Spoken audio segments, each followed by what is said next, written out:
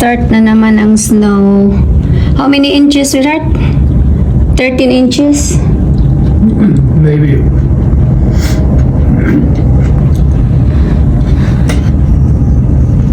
Maganda na yun. Nag-warm na kami, tapos mag-snow na naman.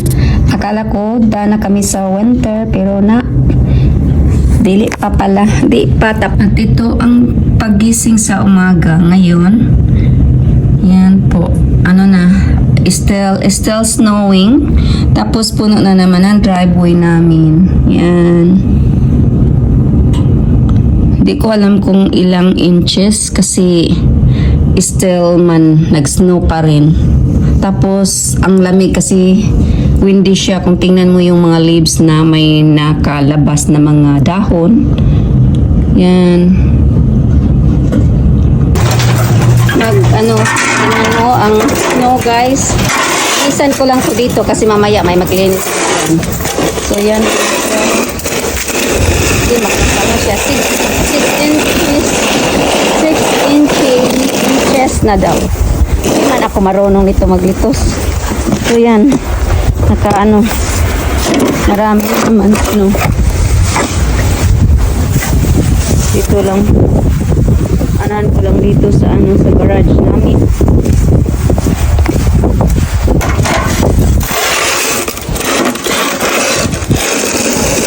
Dito lang dito sa gilid ang anahan ko kasi mamaya may maglinis man sa namin. Pwede na yan siya halo-halo, guys. Yan. Month of March. Unusual to na unusual na maraming snow.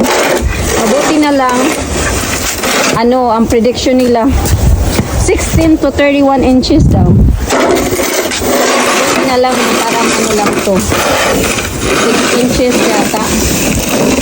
Yan. Oh my gosh. So yan guys.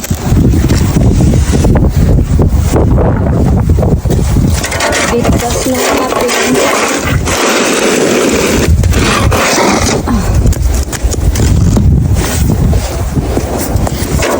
Pag bitas pa kami nasa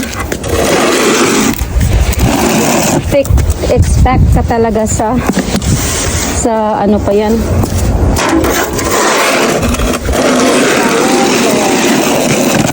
Ganyan. Tapos dyan hindi man siya masyado malamig kasi wala na siyang wind, pero kahapon sobrang lamig.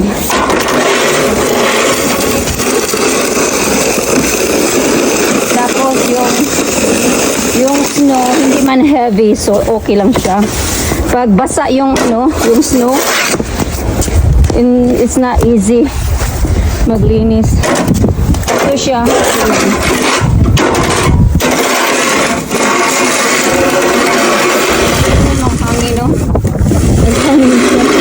Pag maghangin sa yung maglilipad yung mga snow. So yan lang siya. Thank you guys for watching. Update sa namin dito. Update sa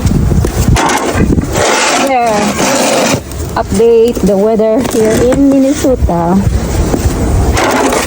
More snow on March. More snow in month of March. Yan. So, yan siya ang nalinisan ko. Mamaya may may maglinis yan, may service kami.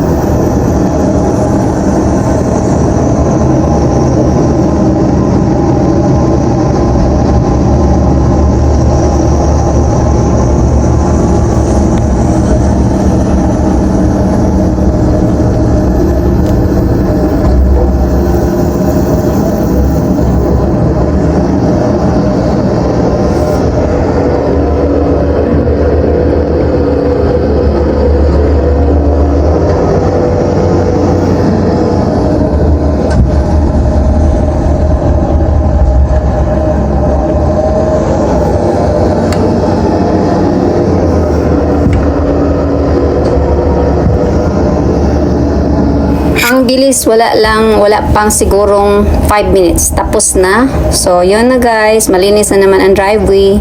So, hopefully, yun ang last na storm na snow namin this month or this year. So, thank you guys.